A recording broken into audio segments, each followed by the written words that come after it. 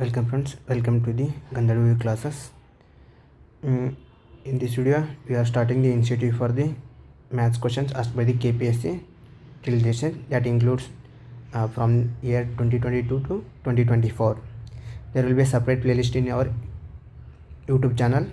Will be updated regularly. The questions will be that might be from weekly ones. There will be video of 2 to 3 per month. In this particular course, I am solving the questions from the paper number 525, that is the KPSC question paper. Let's start.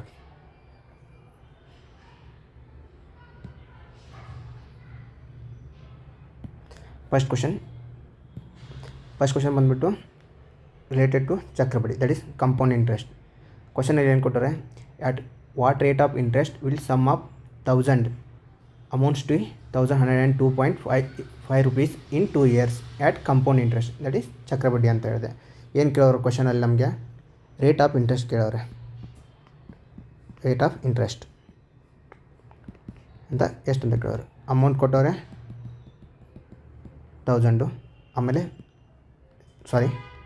Amount ಬಂದಿತ್ತು ಎಷ್ಟೈತೆ 1102.50, principal ಬಂದುಬಿಟ್ಟು 1000, ಮತ್ತು time period ಕೊಟ್ಟವ್ರೆ 2 years.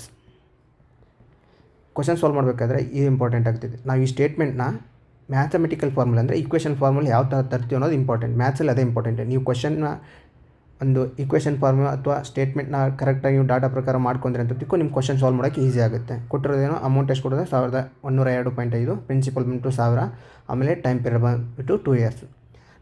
ನೀವು ಕೇಳಿರ್ತಾರೆ direct formula ಇದಕ್ಕೆ amount calculate ಮಾಡೋಕ್ಕೆ. Amount is equal to P into 1+R/100⁻T ಅಂತ ಹೇಳ್ಬಿಟ್ಟು ಈ ಫಾರ್ಮುಲಾ ಯೂಸ್ ಮಾಡ್ಕೊಂಡ್ರೆ ಬರುತ್ತೆ, ನಿಮ್ಗೆ ಆನ್ಸರ್ ಬರೋಲ್ಲ ಅಂತೇಳಿ.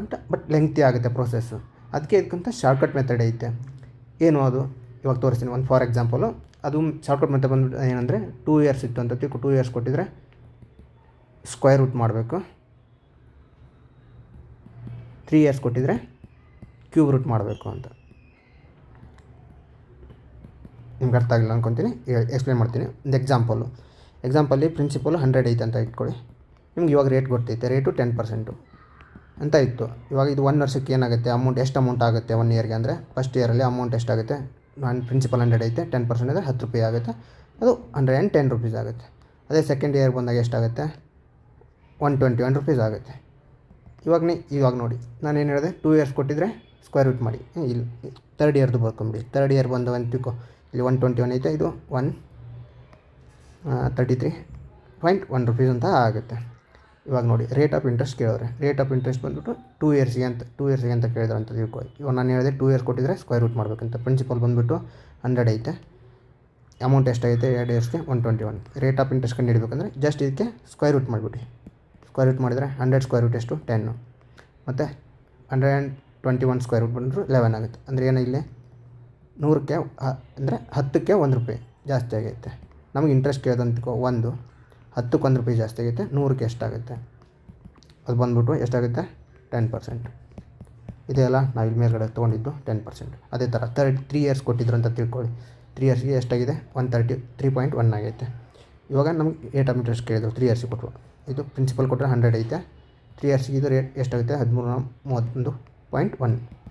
ಇದನ್ನು ಮಾಡಿದೆ ಅಂತ ತಿಳ್ಕೊರಿ. ಈ ಕಡೆ ಇವಾಗ ಕ್ಯೂಬ್ ರೂಟ್ ಮಾಡಬೇಕಾಗುತ್ತೆ ನಿಮಗೆ. ಕ್ಯೂಬ್ ರೂಟು ಇಲ್ಲಿ ಪಾಯಿಂಟ್ ಐತೆ, ಇದನ್ನ ಇದು ಮಾಡೋಕ್ಕೆ ಜಸ್ಟ್ 1000 ಅಂತ ಇದಾಗುತ್ತೆ. ಇದು ಬಂದ್ಬಿಟ್ಟು ಹೀಗಾಗುತ್ತೆ. ಇವಾಗ cube root of 1000 equal to ನಿಮ್ಗೆ ಗೊತ್ತು 10. ಆಮೇಲೆ ಕ್ಯೂಬ್ ರೂಟ್ ಆಫ್ 1031 ಈಸ್ 11. ಎಷ್ಟು ಜಾಸ್ತಿ ಆಗಿದೆ, 10ಕ್ಕೆ 1 ಜಾಸ್ತಿ ಆಗೈತೆ. ಅಂದ್ರೇನು 10ಕ್ಕೆ 1 ಜಾಸ್ತಿ ಆಗೈತೆ ಅಂತ. ಪರ್ಸೆಂಟೇಜ್ ಕೇಳೋರೆ, ರೇಟ್ ಆಫ್ ಇಂಟ್ರೆಸ್ಟ್ ಕೇಳೋರೆ ಎಷ್ಟಾಗುತ್ತೆ 10%. ಇದನ್ನೆಲ್ಲ ನಾವು ಇಲ್ಲಿ ಮಾಡಿರೋದು 10%. ಅದೇ ಥರ ಈ ಕ್ವಶನಲ್ಲಿ ಕೊಟ್ಟವ್ರೆ ಅಮೌಂಟ್ ಕೊಟ್ಟವ್ರೆ 1102.50, ಮತ್ತು ಪ್ರಿನ್ಸಿಪಲ್ ಬಂದು 1000 ರೂಪಾಯಿ ಆಗೈತೆ. ಇವಾಗ ನಮಗೆ ರೇಟ್ ಆಫ್ ಇಂಟ್ರೆಸ್ಟ್ ಕೇಳೋರು. ಟೈಮ್ ಪೀರಿಯಡ್ ಕೊಟ್ಟವ್ರೆ 2 years ಅಂತ. ಇಲ್ಲಿ ನೋಡಿ ನಾನು ಹೇಳಿದೆ 2 yearsಗೆ ಟೈಮ್ ಪೀರಿಯಡ್ 2 years ಕೊಟ್ಟರೆ ಅಂದರೆ ಏನು ಮಾಡಬೇಕು, ಜಸ್ಟ್ ನೀವು ಸ್ಕ್ವೇರ್ ರೂಟ್ನ ತೊಗೋಬೇಕು. ಪ್ರಿನ್ಸಿಪಲ್ ಬಂದುಬಿಟ್ಟು 1000 ಐತೆ, ಅಮೌಂಟ್ ಬಂದುಬಿಟ್ಟು 1102.50 ಐತೆ. ಇದಕ್ಕೆ ನೀವು ಸ್ಕ್ವೇರ್ ರೂಟ್ ಮೊದಲೇ ಇದನ್ನ ಸಿಂಪ್ಲಿಫೈ ಮಾಡ್ಕೊಳ್ಳಿ. ಎಷ್ಟಾಗುತ್ತೆ 2 ಕಡೆ ಇಂಟು 100 ಮಾಡಿದ್ಕೋ ಇದು 1 lakh ಆಗುತ್ತೆ. ಇದಕ್ಕೂ ಇಂಟು 100 ಮಾಡಿ 5 ಆಗುತ್ತೆ. 0 ಕ್ಯಾನ್ಸಲ್ ಮಾಡಿ 25 4 25 4 ಇಲ್ಲಿ 10 ಉಳಿಯುತ್ತೆ. 25 4 2 ಉಳಿಯುತ್ತೆ. 25 1 ಏಟಾಗುತ್ತೆ 400 ಮತ್ತು 441 ಬರುತ್ತೆ. ಇವತ್ತು 2 ಇಯರ್ಸ್ ಅಲ್ಲ. ಇವಾಗ ಸ್ಕ್ವೇರ್ ರೂಟ್ ತೊಗೊಳ್ಳಿ. Square root of 400 square root of 441 ಎಷ್ಟಾಗೈತೆ? ಸ್ಕ್ವೇರ್ ರೂಟ್ ಆಫ್ 400 ಅಂದರೆ 20. Square root of 441 is 21. ಇಲ್ಲಿ ಏನಾಗೈತೆ? 20ಕ್ಕೆ 1 ಜಾಸ್ತಿ ಆಗೈತೆ. ಇವಾಗ ನಮ್ಗೆ ರೇಟ್ ಆಫ್ ಇಂಟ್ರೆಸ್ಟ್ ಕೇಳಿದೆ. 20ಕ್ಕೆ 1 ಜಾಸ್ತಿ ಆಗೈತೆ. 100ಕ್ಕೆ ಎಷ್ಟು? ರೇಟ್ ಆಫ್ ಇಂಟ್ರೆಸ್ಟ್ ಬಂದುಬಿಟ್ಟು ನಾವು 100 ಕ್ಯಾಲ್ಕುಲೇಟ್ ಮಾಡ್ತೀವಿ. 100ಕ್ಕೆ ಎಷ್ಟು? 21 25 ರೇಟ್ ಆಫ್ ಇಂಟ್ರೆಸ್ಟ್ ಬಂದುಬಿಟ್ಟು 5%. ನೋಡುವ, ಚೆಕ್ ಮಾಡುವ ಎಷ್ಟು ಬಂದೈತೆ. Answer option 3 5%. ಇದನ್ನ ನಾನು ನಿಮ್ಗೆ ಹೇಳಿದ್ದು ನಿಮ್ಗೆ ಅಂಡರ್ಸ್ಟ್ಯಾಂಡ್ ಆಗಲಿ ಅಂತ ನಾನು ಇದನ್ನ ಹೇಳಿದ್ದು ನಿಮಗೆ. ಎಕ್ಸಾಮಲ್ಲಿ ಏನಿಲ್ಲ, ಜಸ್ಟ್ ನಿಮ್ಗೆ 2 ಇಯರ್ಸ್ ಕೊಟ್ಟಿದ್ರಾ ಡೈರೆಕ್ಟಾಗಿ ಸ್ಕ್ವೇರ್ ರೂಟ್ ತೊಗೊಳ್ಳಿ. 3 ಇಯರ್ಸ್ ಕೊಟ್ಟಿದ್ರಾ ಕ್ಯೂಬ್ ರೂಟ್ ಮಾಡ್ಕೊಂಬಿಡಿ, ಡೈರೆಕ್ಟಾಗಿ ಬರುತ್ತೆ. ಅದುವಾಗ ಎಷ್ಟಿಂದ ಎಷ್ಟು ಜಾಸ್ತಿ ಆಗೈತೆ? 20ಕ್ಕೆ 1 ಜಾಸ್ತಿ ಆಗೈತೆ. ನಮ್ಗೆ ರೇಟ್ ಆಫ್ ಇಂಟ್ರೆಸ್ಟ್ ಕೇಳಿದಾಗ 100ಕ್ಕೆ ಅಂತ ಬರುತ್ತೆ. 100ಕ್ಕೆ ಎಷ್ಟಾಗೈತೆ? 5% ಡೈರೆಕ್ಟ್. ನೆಕ್ಸ್ಟ್ ಕ್ವಶನ್ ಹೋಗೋಣ. ನೆಕ್ಸ್ಟ್ ಕ್ವಶನ್ ಇದು ಪರ್ಸೆಂಟೇಜ್ ಇದೆ. ಪರ್ಸೆಂಟೇಜ್ ಇದರಲ್ಲಿ ಏನು ಕೊಡೋಣ? A trader buy some article in wholesale at rupees 150. If over and above he makes an extra expenditure of 12%, then at what price should he sell the articles to make a profit of 10%? ಏನು ಕೊಟ್ಟವನೆ ಕ್ವಶನಲ್ಲಿ? ಒಬ್ಬ ವ್ಯಾಪಾರಿ 150 ರೂಪಾಯಿ ಕೊಟ್ಟು ಒಂದು article ತೊಗೊಂಡಿದ್ದಾನೆ. ಅದಕ್ಕೆ ಅವನು 12% extra ಖರ್ಚು ಮಾಡ್ತಾನೆ. ಅಂದರೆ ಇದು ಅವ್ನ ಕೈಯಿಂದನೇ ಹೋಗೋದು. ಅಂದದು ಅವನಿಗೆ ಕಾಸ್ಟ್ ಪ್ರೈಸಾಗೆ ಆ್ಯಕ್ಟ್ ಆಗುತ್ತೆ. ಇವಾಗ ನೋಡಿ 150ಕ್ಕೆ 12% ಅಂತ ಹೇಳೋಣ ಅವನು. ನೀವು ಅದನ್ನ ಸಪ್ರೇಟಾಗಿ ಮಾಡ್ಕೊಂಡು ಹೋಗ್ಬೋದು. ಇಲ್ಲ ಚೈನ್ ಮೆಥಡ್ ಅಂತ ಬರುತ್ತೆ. ಇವಾಗ ನೋಡು, 100ಕ್ಕೆ 12%. ಇವಾಗ ನೀವು 100ಕ್ಕೆ ಅದು ಇನ್ ಕೇಸ್ 100 ಆಗಿತ್ತು ಅಂತ ತಿಳ್ಕೊ, ನೀವು 12 ರೂಪಾಯಿ ಖರ್ಚು ಮಾಡಿದ್ರೆ ಎಷ್ಟು ಆಗ್ತಿತ್ತು? ಅದು 112 ಆಗ್ತಿತ್ತಲ್ಲ. ಅದೇ ಥರ ಇಲ್ಲಿ ಅವನು 150 ಕೊಟ್ಟು ತೊಗೊಂಡಿವನ. ಈಗ ಅದಕ್ಕೆ 12% ಎಕ್ಸ್ಟ್ರಾ. ಇದು 150ರಲ್ಲಿ 12% ಖರ್ಚು ಮಾಡೋಣ ಅಂದರೆ ಅದು 112/100 ಆಗುತ್ತೆ. ಆಮೇಲೆ ಇದ್ರ ಮೇಲೆ ಅವನು 10%ನ ಲಾಭ ಬೇಕಾಗಿತ್ತೆ. ಅಂದರೆ ಇವಾಗ ನೋಡು, 100 ನಿಮ್ಗೆ 10% ಲಾಭ ಬೇಕಾಗಿತ್ತು ಅಂದರೆ ಏನಾಗುತ್ತೆ? 110ಕ್ಕೆ ನೀವು ಮಾರಬೇಕಾಗುತ್ತೆ. ಅದೇ ಥರ ಇವಾಗ ಅವನಿಗೆ ಇದ್ದೈತಲ್ಲ, ಇದು ಕಾಸ್ಟ್ ಪ್ರೈಸ್. ಇವಾಗ ಅವ್ನು ಟೋಟಲು ಇದಕ್ಕೆ ಅವನು 10% ಲಾಭ ಬೇಕಾಗಿತ್ತು ಅಂದರೆ ಅದು 110/100. ನೀವು ಇದನ್ನ ಕ್ಯಾಲ್ಕುಲೇಟ್ ಮಾಡಿದರೆ ಡೈರೆಕ್ಟಾಗಿ ಆನ್ಸರ್ ಬರುತ್ತೆ. 0 ಕ್ಯಾನ್ಸಲ್ ಆಗುತ್ತೆ. ಈ 0 ಆಗುತ್ತೆ. 5 2 5 3 ಎಷ್ಟು ಬರುತ್ತೆ? 2 1 ಇದು 56. ಎಷ್ಟು ಬರುತ್ತೆ? ಇದು 184 8 ಬರುತ್ತೆ. ಡಿವೈಡ್ ಬೈ ಇಲ್ಲಿ ಕೆಳಗಡೆ 10 ಐತೆ. 10 ಎಷ್ಟಾಗುತ್ತೆ? 184.8. ಆಪ್ಷನ್ ಬಂದುಬಿಟ್ಟು ಎ. ಇಲ್ಲೇನಿಲ್ಲ, ಕ್ವಶನಲ್ಲಿ ಏನು ಕೊಟ್ಟವನೆ, ಏನು ಕೇಳಿದಾನೆ, ನಿಮ್ಗೆ ಏನು ಬೇಕಾಗಿತ್ತು ಅಂತ ನೋಡ್ಕೋಬೇಕು. ಕಾಸ್ಟ್ ಪ್ರೈಸ್ ಎಷ್ಟು ಐತೆ ಅವ್ನಿಗೆ ಫಸ್ಟಿಗೆ ತೊಗೊಂಡಾಗ 150 ರೂಪಾಯಿ ಐತೆ. ಇದಕ್ಕೆ ಅವ್ನು 12% ಜಾಸ್ತಿ ಮಾಡೋಣ. 12% ಅದು ನೀವು ಕನ್ಸಿಡರ್ ಮಾಡ್ಕೊಂಡು ನಿಂತ್ಕೊ. ಇದು ಎಷ್ಟಾಗುತ್ತೆ? ಇವಾಗ 5 3 5 2 16 18 ರೂಪೀಸ್ ಆಗುತ್ತೆ. ಅದು ಇವಾಗ ಅವ್ನ ಕಾಸ್ಟ್ ಪ್ರೈಸ್ ಎಷ್ಟಾಗುತ್ತೆ? 150 + 18 168 ರೂಪೀಸ್ ಆಗುತ್ತೆ. ಇದ್ರ ಮೇಲೆ ಅವ್ನು 10% ಮತ್ತೆ ಜಾಸ್ತಿ ಬೇಕಾಗಿದೆ, ಲಾಭ ಬೇಕಾಗಿದೆ ಅಂತ 168 10% ಕ್ಯಾಲ್ಕುಲೇಟ್ ಮಾಡಿ. ಇವಾಗ ಇದೆಷ್ಟಾಗುತ್ತೆ? 16.8. ಅವ್ನು ಸೆಲ್ ಎಷ್ಟು ಮಾಡಬೇಕು? ಇವಾಗ ಇದು ಅವ್ನಿಗೆ ಬೇಕಾಗಿರೋ ಪ್ರಾಫಿಟ್ಟು. ಅವ್ನು ಎಷ್ಟಕ್ಕೆ ತೊಗೊಂಡಂಗೆ ಆಗಿರುತ್ತೆ? ಇವಾಗ 168 ರೂಪಾಯಿ ಅವ್ನು ಖರ್ಚು ಆಗಿದೆ. ಅದಕ್ಕೆ ಅವ್ನು 10% ಲಾಭ ಅಂದರೆ 10% ಎಷ್ಟು ಅಂದರೆ 16.8 ಆಗುತ್ತೆ. ಅದು ಬಂದುಬಿಟ್ಟು 184.8 ರೂಪೀಸ್ ಆಗುತ್ತೆ. ನೀವು ಎಕ್ಸಾಮಲ್ಲಿ ಇಷ್ಟೆಲ್ಲ ಮಾಡೋ ಬದಲಿ ಡೈರೆಕ್ಟಾಗಿ ಎಷ್ಟು ಕೊಡೋಣ? 150 ಐತೆ. ಅದ್ರ ಮೇಲೆ 12% ಎಕ್ಸ್ಟ್ರಾ ಖರ್ಚು ಮಾಡಿ ಅದು 112 ಆಗುತ್ತೆ. 100 ಅಂತೂ 112 ಆಗಿರುತ್ತೆ. ಇಂಟು ಇದನ್ನ ಚೈನ್ ಮೆಥಡ್ ಅಂತ ಕರೀತಾರೆ. 112 ಆಗಿರುತ್ತೆ. ಆಮೇಲೆ 10% ಎಕ್ಸ್ಟ್ರಾ ಅವ್ನು ಕೇಳಿದಾನೆ. ಮತ್ತು ಎಕ್ಸ್ಟ್ರಾ 10% ಪ್ರಾಫಿಟ್ ಬೇಕಾಗಿತ್ತು ಅವನಿಗೆ. ಅದು 110/100 ಬಂದಾಗ ಟೋಟಲ್ ಲಾಸ್ಟಿಗೆ ಬಂದುಬಿಟ್ಟು 184.8 ಆಗುತ್ತೆ. ಡೈರೆಕ್ಟ್ ಲಾಸ್ಟಲ್ಲಿ ಇದೊಂದು ಸ್ಟೆಪ್ ನೀವು ಜಸ್ಟ್ ಇದೊಂದೇ ಸ್ಟೆಪ್ ಮಾಡ್ಕೊಂಬಿಡಿ. ಲಾಸ್ಟಲ್ಲಿ ಮುಗೀತು. ಇಷ್ಟೇ, ಡೈರೆಕ್ಟಾಗಿ ಬರುತ್ತೆ. Moving to next question. Third question ಇದು ಏನೈತೆ? ಇದು ಪರ್ಸೆಂಟೇಜ್ದೆ. ಇದು ಪ್ರಾಫಿಟ್ ಆ್ಯಂಡ್ ಲಾಸ್ ಕ್ವಶನ್ಸ್. ಅಂದರೆ ಅವನು ಎಷ್ಟಕ್ಕೆ ಮಾರಬೇಕು ಅಂತ ಕೇಳೋ ಕ್ವಶನ್ಸ್ ನೋಡೋಣ. X sells an article which cost him ₹800 to Y. X ಬಂದ್ಬಿಟ್ಟು ವೈ ಮಾರೋನೆ ಎಷ್ಟಕ್ಕೆ? ಅವ್ನ ಕಾಸ್ಟ್ ಪ್ರೈಸ್ ಬಂದ್ಬಿಟ್ಟು 800 ರೂಪೀಸ್ ಐತೆ. ಅವನು ವೈಗೆ ಪ್ರಾಫಿಟ್ ಆಫ್ 10%. ಇದು 10%. 100ಕ್ಕೆ 10%. 800ಕ್ಕೆ ಎಷ್ಟಾಗುತ್ತೆ? 80 ಆಗುತ್ತೆ. 800ಗೆ 80 ಆಗುತ್ತೆ. ಅಂದರೆ ಅವನು ವೈಗೆ ಎಷ್ಟಕ್ಕೆ ಮಾಡಿರ್ತಾನೆ, 880ಕ್ಕೆ ಮಾರಿರ್ತಾನೆ. ಹೌದಾ? ಆಮೇಲೆ ಮಾಡ್ತಾನೆ then Y sells it to Z. ವೈಗಿನ ಅದನ್ನ ಜಡ್ಡಿಗೆ ಸೆಲ್ ಮಾಡ್ತಾನೆ. ಎಷ್ಟು? ಮೇಕಿಂಗ್ ಎ ಪ್ರಾಫಿಟ್ ಆಫ್ 5% ಅಂತ ಕೇಳೋಣ. ಇವಾಗ 5% ಪ್ರಾಫಿಟ್ ಇವನ್ ವೈಯಿಂದ ಜೆಡ್ಗೆ, ಅಂದರೆ ವೈಗೆ 5% ಲಾಭ ಬೇಕಾಗೈತೆ. ಇವಾಗ ನೋಡಿ 100 ರೂಪೀಸ್ ಇದ್ದಾಗ 5% ಅಂದರೆ ಎಷ್ಟು? ಇಷ್ಟಾಗುತ್ತೆ. ಇವಾಗ 80ಗೆ 5% ಬಂದುಬಿಟ್ಟು 44 ರೂಪೀಸ್ ಆಗುತ್ತೆ. ಹೌದಾ? 44 ರೂಪೀಸ್. ಈ 880ನ 44 ಆ್ಯಡ್ ಮಾಡಬೇಕಾಗತ್ತೆ ನೀವು. ಅದು ಬಂದುಬಿಟ್ಟು ಅವ್ನಿಗೆ ಎಷ್ಟಾಗುತ್ತೆ? 924 ಆಗುತ್ತೆ. ಆನ್ಸರ್ ಬಂದುಬಿಟ್ಟು how much does Z pays to Y ಅಂತ ಕೇಳಿದಾನೆ. ಎಷ್ಟು ಕೊಡ್ತಾನೆ ಅವನು? 924 ಕೊಡ್ತಾನೆ. ಈ ಕ್ವಶನ ಈ ಥರ ಮಾಡ್ಬೋದು. ಆಗಲೇ ಅಮೌಂಟ್ ಕೊಟ್ಟು ಆ ಥರ ಮಾಡ್ಬೋದು. ಎಷ್ಟೈತೆ ಪ್ರೈಸ್ ಬಂದುಬಿಟ್ಟು 800 ರೂಪೀಸ್ ಐತೆ. ಎಕ್ಸಿಂಗ್ ಎಷ್ಟು ಪರ್ಸೆಂಟ್ ಲಾಭ ಬೇಕಾಗೈತೆ? 10%. 10% ಅಂದರೆ ಅದು 110/100 ಆಗುತ್ತೆ. ಆಮೇಲೆ ಬಿಟ್ಟು ನೆಕ್ಸ್ಟ್ ಎಷ್ಟು ಪರ್ಸೆಂಟ್ ಮತ್ತೆ ಕೇಳೋರೆ? 5%, ಅಂದರೆ 105/100 ಅಂತ ಆಗುತ್ತೆ. ಇವೆರಡು 0 ಕ್ಯಾನ್ಸಲ್, ಇವೆರಡು ಕ್ಯಾನ್ಸಲ್, ಇದು ಕ್ಯಾನ್ಸಲ್ ಆಗುತ್ತೆ, ಇದು ಕ್ಯಾನ್ಸಲ್ ಆಗುತ್ತೆ. 5 2s 5 1s 2 1s 2 4s multiply ಮಾಡಿದರೆ 44 ಇಂಟು 21 ಎಷ್ಟಾಗುತ್ತೆ? ಇದು ಬಂದ್ಬಿಟ್ಟು 924. ಇದು ಬಂದ್ಬಿಟ್ಟು ಡೈರೆಕ್ಟ್ ಮೆಥಡು. ಇಷ್ಟೆಲ್ಲ ಇಲ್ಲಿ ಇದು 10%ಗೆ ಎಷ್ಟಾಗುತ್ತೆ, 80%ಗೆ ಇಷ್ಟಾಯಿತು, ಆಮೇಲೆ 5%ಗೆ ಇಷ್ಟಾಯಿತು ಅಂತ ಕ್ಯಾಲ್ಕುಲೇಟ್ ಮಾಡ್ಬೋದು. ಇದು ಡೈರೆಕ್ಟ್ ಮೆಥಡ್. ಈ ಸ್ಟೆಪ್ನ ಡೈರೆಕ್ಟಾಗಿ ನೀವು ಮಾಡ್ಕೋಬೋದು ಎಕ್ಸಾಮಲ್ಲಿ. Next question. ನೆಕ್ಸ್ಟ್ ಕ್ವಶನ್ ಬಂತು Mahesh bought 40 kg of wheat at ₹12 per 50 ₹12.5 per kg and 25 kg for ₹15.10 per kg. He mixed them together. At what rate should he sell them to earn 10% profit? ಲಾಸ್ಟಿಗೆ ಏನು ಕೇಳೋಣ? 10% profit ಬರಬೇಕಾದ್ರೆ ಎಷ್ಟಕ್ಕೆ ಮಾರಬೇಕು ಅಂದ್ಬಿಟ್ಟು. ಫಸ್ಟ್ಗೆ data ನೋಡ್ಕೊಳ್ಳಿ. ಟೋಟಲ್ ರೈಸ್ ಎಷ್ಟೈತೆ? 40 kgನ ರುಪೀಸ್ ಅಂದರೆ ರೇಟ್ ಎಷ್ಟು ಕೊಟ್ಟವನೆ? 12.50. ಆಮೇಲೆ 25 kg ಇದು ಕ್ವಾಂಟಿಟಿ ಅಲ್ಲ, 25 kgನ ಎಷ್ಟು? 15.10. ನೀವು ಇದ್ರದ್ದು ಟೋಟಲ್ ಅಮೌಂಟ್ ಎಷ್ಟಾಗುತ್ತೆ ಅಂತ ಕ್ಯಾಲ್ಕುಲೇಟ್ ಮಾಡಬೇಕಾಗತ್ತೆ. 40 ಇಂಟು 12.5 1448. ಇದು ಎಷ್ಟು? ಇದು 480 ಪ್ಲಸ್ 40 ಇಂಟು 50 ಎಷ್ಟಾಗುತ್ತೆ? 20 ಬಂದ್ಬಿಟ್ಟು ಇದು 500 ಆಗುತ್ತೆ. ಇದರದ್ದು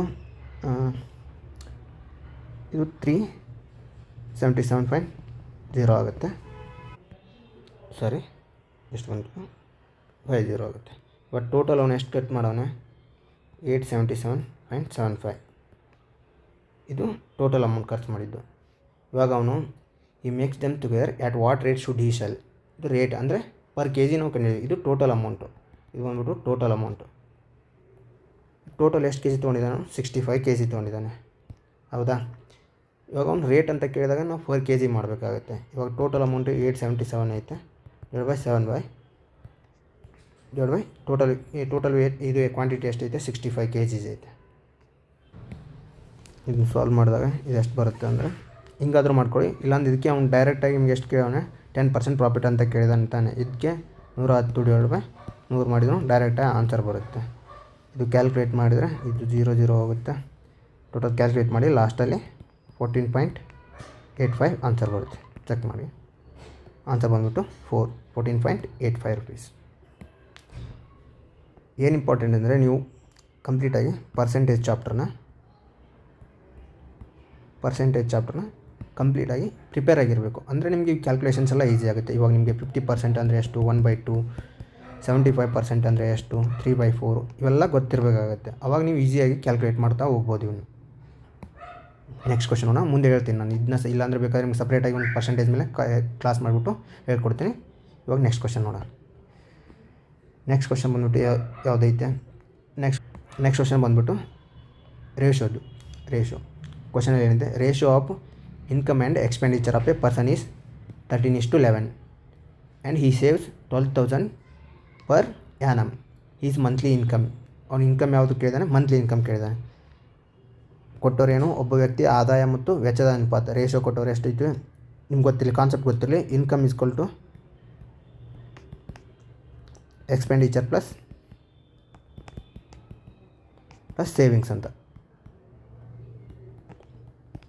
ಇವಾಗ ಯಾವುದು ರೇಷಿಯೋ ಕೊಟ್ಟವನು ಯಾವುದ್ರದ್ದು ಇನ್ಕಮ್ಮಿಂದು 13, ಆಮೇಲೆ ಎಕ್ಸ್ಪೆಂಡಿಚರ್ ರೇಷಿಯೋ 11, ಇದು ಸೇವಿಂಗ್ಸು ಉಳಿದಿದ್ದು. ಇವಾಗ ನಿಮ್ಗೆ ಸೇವಿಂಗ್ಸ್ ರೇಷಿಯೋ ಎಷ್ಟಾಗುತ್ತೆ? ಸೇವಿಂಗ್ಸ್ ರೇಷಿಯೋ ಬಂದ್ಬಿಟ್ಟು 2 ಆಗುತ್ತೆ. 13 ಇತ್ತು ಅಂತ ತಿಳ್ಕೊ, 11 ಖರ್ಚು ಮಾಡ್ತಾನೆ, ಉಳಿದಿರೋದೆರಡು ಸೇವಿಂಗ್ಸು ಅಂತ. ಇಲ್ಲಿ ಅವ್ನು ಸೇವಿಂಗ್ಸ್ ಕೊಟ್ಟವನೇ 12,000 ಪರ್ ಆ್ಯನಮ್ ಕೊಟ್ಟಿರೋದು. ಫಸ್ಟ್ 12,000 ಪರ್ ಆ್ಯನಮ್ ಕೊಟ್ಟಿರೋದು. ಕೇಳಿರೋದೇನು? ಮಂತ್ಲಿ ಇನ್ಕಮ್ ಎಷ್ಟು ಅಂತ ಹೇಳ್ಬಿಟ್ಟು. ಇವಾಗ ಮೊದಲು ಮಂತ್ಲಿ ಸೇವಿಂಗ್ಸ್ ಕಂಡಿಡ್ಕೊಳ್ಳಿ. ಟೋಟಲ್ ಪರ್ ಆ್ಯನಮ್ ಸೇವಿಂಗ್ಸು 12,000 ಐತೆ. ಮಂತ್ಲಿ ಸೇವಿಂಗ್ಸ್ ಬೇಕಂದರೆ ಡಿವೈಡ್ ಬೈ 12 ಎಷ್ಟಾಗುತ್ತೆ? 1,000 ರುಪೀಸ್ ಸೇವಿಂಗ್ಸ್ ಇವನು ಪರ್ ಮಂತ್. ಮಂತ್ಲಿ ಸೇವಿಂಗ್ಸ್ ಬಂದ್ಬಿಟ್ಟು ಎಷ್ಟೈತೆ? 1,000 ಐತೆ. ಅದು equals to 2 units, meaning 2 units equal to 1,000 rupees. ಅಂದರೆ ಇವಾಗ ನಮಗೆ ಇನ್ಕಮ್ ಕೇಳಿದ ಅಂತಾನೆ, ಮಂತ್ಲಿ ಇನ್ಕಮ್ ಎಷ್ಟು ಅಂತ.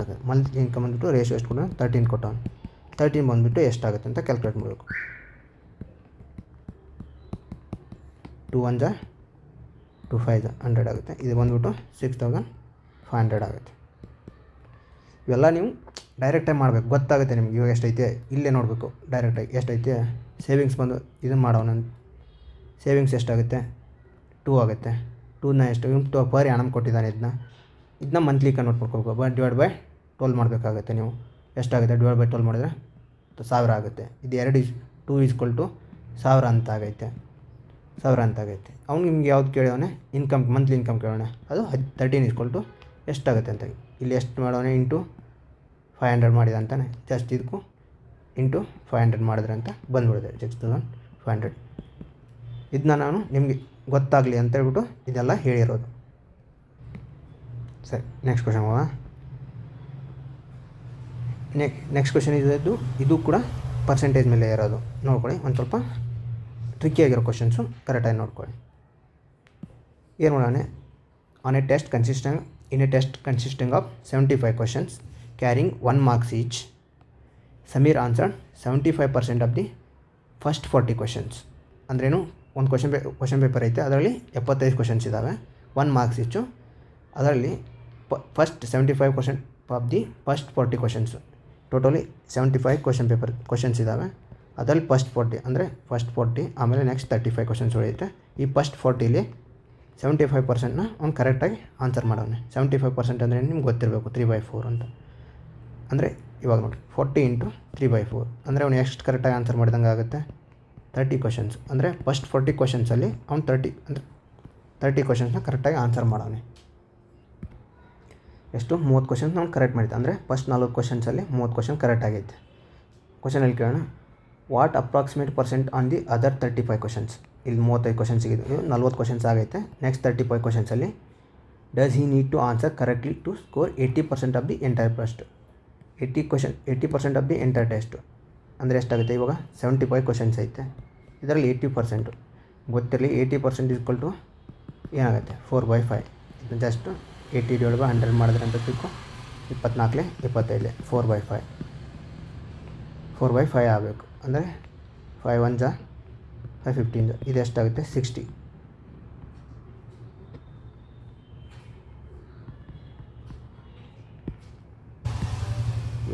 ಆ್ಯಕ್ಚುಲಿ ಅವನು 60 ಕ್ವಶನ್ನ ಕರೆಕ್ಟಾಗಿ ಮಾಡಬೇಕು. ಆಲ್ರೆಡಿ ಫಸ್ಟ್ 40ಲಿ 30 ಕ್ವಶನ್ನ ಕರೆಕ್ಟಾಗಿ ಮಾಡೋನೆ. ಉಳಿದಿರೋ 35 ಕ್ವಶನ್ಸಲ್ಲಿ ಎಷ್ಟು ಪರ್ಸೆಂಟ್ ಕರೆಕ್ಟ್ ಮಾಡಬೇಕು ಅಂತ ಕೇಳೋಣ.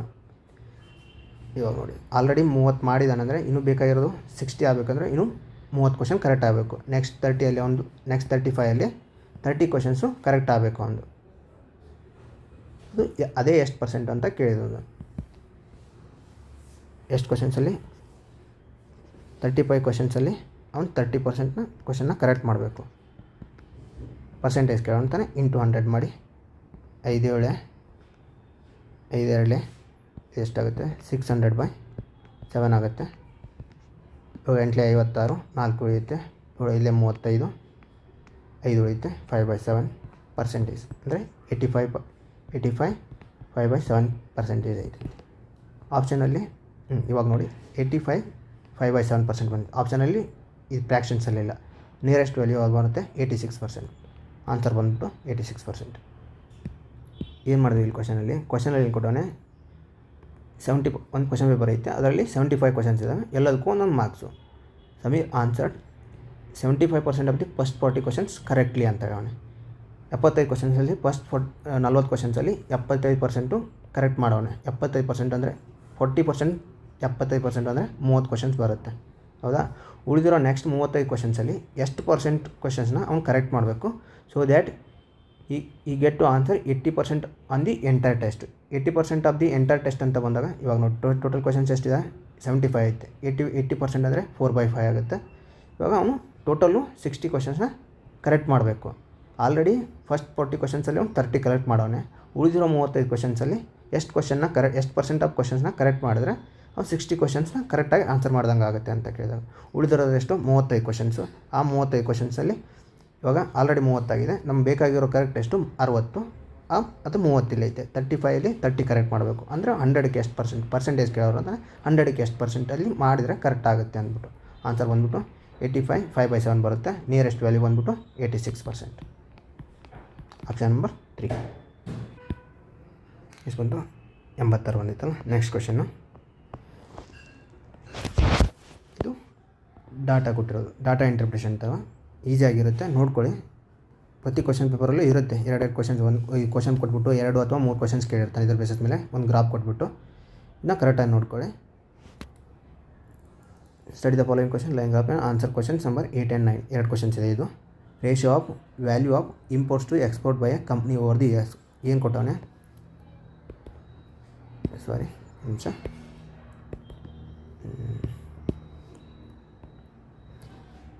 Ratio of imports to export ಅಂತ, ಇಂಪೋರ್ಟ್ಸ್ ಟು ಎಕ್ಸ್ಪೋರ್ಟ್ಸ್.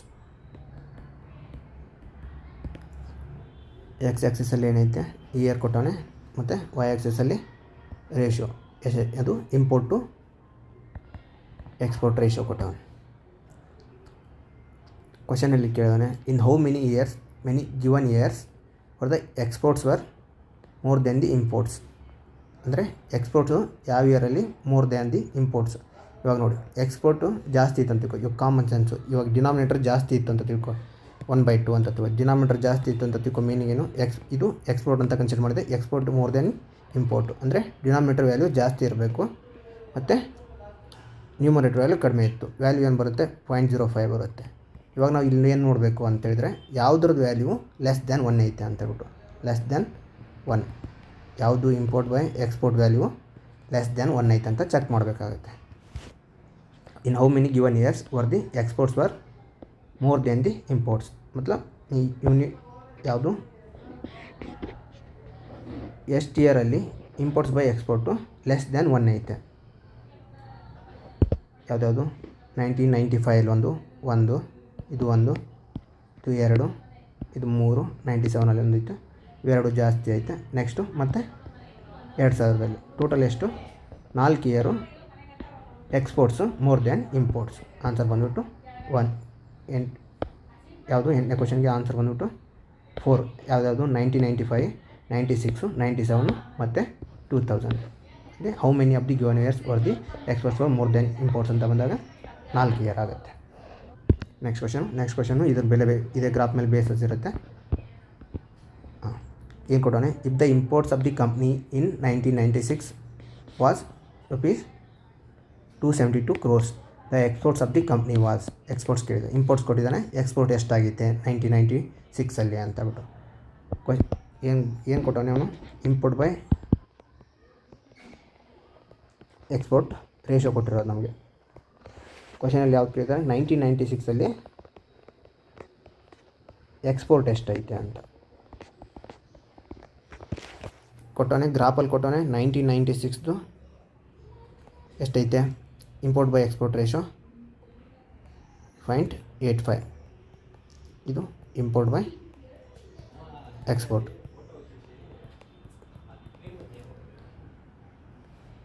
ಇಂಪೋರ್ಟ್ ಎಷ್ಟು ಕೊಟ್ಟವನೇ, 272 crores. 0.85 272 divided by exports. ಏನು ಕೇಳೋಣ, ಎಕ್ಸ್ಪೋರ್ಟ್ಸ್ ಕೇಳ್ತಾರೆ. exports is equal to 272 divided by 0.85. 272 divided by 17/20 ಅಂತ ಮಾಡ್ಕೊಳ್ಳಿ. 20 ಮೇಲ್ಗಡೆ ಹೋಗುತ್ತೆ, ಇದನ್ನ 20ನ ಮೇಲ್ಗಡೆ ಕಳಿಸಿ ಏನಾಗುತ್ತೆ 272 ಇಂಟು 20 ಡಿವೈಡ್ ಬೈ 17. 17 1 10 ಉಳಿಯುತ್ತೆ, 17 6. ಆನ್ಸರ್ ಬಂದ್ಬಿಟ್ಟು 16 320 crores ನೋಡುವ. ಆನ್ಸರ್ ಬಂದ್ಬಿಟ್ಟು ಆಪ್ಷನ್ 320. ಇಷ್ಟೇ, ಇದರಲ್ಲಿ ಏನು ಜಾಸ್ತಿ ಇರೋಲ್ಲ, ಕ್ಯಾಲ್ಕುಲೇಷನ್ ಇರುತ್ತೆ. ಕ್ಯಾಲ್ಕುಲೇಟರ್ನ ಈಸಿಯಾಗಿ ಮಾಡ್ಕೊಳ್ಳಿ. ಕ್ಯಾಲ್ಕುಲೇಷನ್ಸು ಅಷ್ಟು ಜಾಸ್ತಿ ಡಿಫಿಕಲ್ಟ್ ಏನಿರಲ್ಲ, ಈಸಿಯಾಗಿ ಮಾಡ್ಕೊಳ್ಳಿ. ನಿಮ್ಗೆ ಕಾನ್ಸೆಪ್ಟ್ ಗೊತ್ತು. ಏನು ಕೊಟ್ಟವನೆ, ಇಂಪೋರ್ಟ್ ಬೈ ಎಕ್ಸ್ಪೋರ್ಟ್ ರೇಷೋ ಕೊಟ್ಟವನೆ. 1996ಗೆ ಎಷ್ಟೈತೆ ಇಂಪೋರ್ಟ್ ಬೈ ಎಕ್ಸ್ಪೋರ್ಟ್ ರೇಷೋ ಅಂತ ತಗೊಳ್ಳಿ. ಇಂಪೋರ್ಟ್ಸ್ ಕೊಟ್ಟವನೆ. ಜಸ್ಟ್ ಕ್ವಶನ್ ಆಫ್ ಸಬ್ಸ್ಟಿಟ್ಯೂಷನ್ ಮತ್ತು ಕ್ಯಾಲ್ಕುಲೇಷನ್ಸ್ ಈಸಿಯಾಗಿ ಮಾಡ್ಬೋದು. ಇವಾಗ ನೆಕ್ಸ್ಟ್ ಕ್ವಶನ್ ಬಂದ್ಬಿಟ್ಟು which of the following is not a measure of dispersion ಅಂತ ಕೇಳೋಣ. ಡಿಸ್ಪರ್ಷನ್ ಅಂದರೆ ಏನಂತ, ಈ ವ್ಯಾಲ್ಯೂ ಡಿಸ್ಪರ್ಷನ್ ನಿಮ್ಗೆ ಇದು ನಾರ್ಮಲ್ ಮೀನಿಂಗ್ ಐತೆ. ಡಿಸ್ಪರ್ಷನ್ ಅಂದರೆ ಎಷ್ಟು ಥರ ರೇಂಜ್ ಐತೆ, ದೂರ ಆಗೈತೆ. ಒಂದು ಡಾಟಾ ಸೀಟ್ ಇರುತ್ತಲ್ಲ, ಅದು ಎಷ್ಟು ಆಗಿಬಿಟ್ಟು ಡಿಸ್ಟ್ರಿಬ್ಯೂಟ್ ಆಗೈತೆ. ಒಂದು ಕಡೆ ಇವಾಗ 1 2 3 50 3 6 ಅಂತ ಹಿಂಗೆ ಕೊಟ್ಟಿದ್ದು ಅಂದ್ಕೋ. ಯಾವ ಕಡೆ ಜಾಸ್ತಿ ಡಾಟಾ ವೇರಿಯೇಟ್ ಆಗೈತೆ ಅಂತ ಬಂದಾಗ ಈ ಮೆಥಡ್, ಇದು ಕಾನ್ಸೆಪ್ಟ್ ಆಫ್ ಡಿಸ್ಪರ್ಷನ್ ಅಂತ. ಸ್ಟ್ಯಾಂಡರ್ಡ್ ಡಿವಿಯೇಷನ್ನು ಯೂಸ್ ಮಾಡ್ತೀವಿ. ಅದೇ ಥರ ಯಾವ ಥರ ಒಂದು ವ್ಯಾಲ್ಯೂಯಿಂದ ಮಿಡ್ ವ್ಯಾಲ್ಯೂಯಿಂದ ದೂರ ಎಷ್ಟಾಗೈತೆ ಅಂತ ನೋಡ್ಬೇಕು. ವೇರಿಯನ್ಸ್ ಅಂದ್ರೂ ನಿಮ್ಗೆ ಜನರಲ್ ಮೀನಿಂಗ್ ಗೊತ್ತಾಗುತ್ತೆ. ಇವಾಗ 10 ಇತ್ತು ಅಂತಿಕೋ, 1 2 3 4 10 6 7 8 ಅಂತ ಬಂದಾಗ 10ಇಂದ ಇವು ಎಷ್ಟು ದೂರದಲ್ಲಿ ಅಂದರೆ ವೇರಿಯನ್ಸ್ ಅಂದರೆ 10ಇಂದ ಇದು ಎಷ್ಟು ದೂರ ಐತೆ 6, ಇದು 10ಇಂದ ಎಷ್ಟು ದೂರ ಐತೆ 7, ಇದು 10ಇಂದ ಎಷ್ಟು ದೂರ ಐತೆ 4. ಈ ಥರ ಇದು ವೇರಿಯನ್ಸ್. ರೇಂಜ್ ಅಂದರೆ highest value to lowest value. Range ಎಷ್ಟೈತೆ 10 1, ಅದು 10 - 1 ಬಂದ್ಬಿಟ್ಟು 9. ಇದು ರೇಂಜ್ ಐತೆ, ಇದು ಡಿಸ್ಪರ್ಷನ್ ಐತೆ. ಬಟ್ ಸೆಕೆಂಡ್ ಕ್ವಾರ್ಟ್ರಲ್ಲಿ ಐತಲ್ಲ, ಇದು ಈ ಸೆಕೆಂಡ್ ಕ್ವಾರ್ಟ್ರಲ್ಲಿ ಇವಾಗ ಎಷ್ಟು 3 6 8 ಐತೆ. ಫಸ್ಟ್ ಕ್ವಾರ್ಟರ್ ಇವಾಗ 8 ಟೋಟಲ್ ಡಾಟಾ ಎಷ್ಟೈತೆ 8 ಐತೆ. ಇದರಲ್ಲಿ ಕ್ವಾರ್ಟ್ರೈಲ್ ಅಂದರೆ 1/4 ಅಂತ. ಇದು ಈ ಥರ ಡಿಸ್ಟ್ರಿಬ್ಯೂಟ್ ಮಾಡಿದ್ರೆ ಇದು first quartile, second quartile, third quartile, fourth quartile. ಇದು ಡಿಸ್ಪರ್ಷನ್ ಹೇಳಲ್ಲ. ಅದಕ್ಕೆ ಆನ್ಸರ್ ಬಂದ್ಬಿಟ್ಟು second quartile is not a measure of dispersion ಅಂತ. Second quarter answer. Next questions, ಉಳಿದಿರೋ ಕ್ವಶನ್ಸ್ ಎಲ್ಲ ನೆಕ್ಸ್ಟ್ ವಿಡಿಯೋದಲ್ಲಿ ಮಾಡ್ತೀವಿ. ಇದು PDF ಬೇಕಾದರೆ ಇದು PDF ಇರುತ್ತೆ. ಇದು PDF ಬೇಕಾದರೆ ಟೆಲಿಗ್ರಾಮ್ ಚಾನಲಲ್ಲಿ ಡಿಸ್ಕ್ರಿಪ್ಷನಲ್ಲಿ ಮೆನ್ಷನ್ ಮಾಡಿದೆ, ಅದರಿಂದ ಡೌನ್ಲೋಡ್ ಮಾಡ್ಕೋಬೋದು. Please subscribe, share and like the video. For the next video will be in the next play list. ಏನಾದರೂ ಚೇಂಜಸ್ ಬೇಕಿದ್ದರೆ ಕಮೆಂಟಲ್ಲಿ ಮೆನ್ಷನ್ ಮಾಡಿ, ಅದನ್ನ ಅಡಾಪ್ಟ್ ಮಾಡ್ಕೊಂಬಿಟ್ಟು ನೆಕ್ಸ್ಟ್ ವಿಡಿಯೋದಲ್ಲಿ ಕಂಟಿನ್ಯೂ ಮಾಡ್ತೀವಿ. ಎಲ್ಲ POQ ಕಂಪ್ಲೀಟ್ ಮಾಡೋಕ್ಕೆ ಟ್ರೈ ಮಾಡ್ತೀವಿ. ಈ ಯಾವುದು ನಮ್ಮ ಚಾನಲ್ ಹೆಸರು ಬಂದ್ಬಿಟ್ಟು ಗಂಧದ ಗುಡಿ ಕ್ಲಾಸಸ್ ಅಂತ.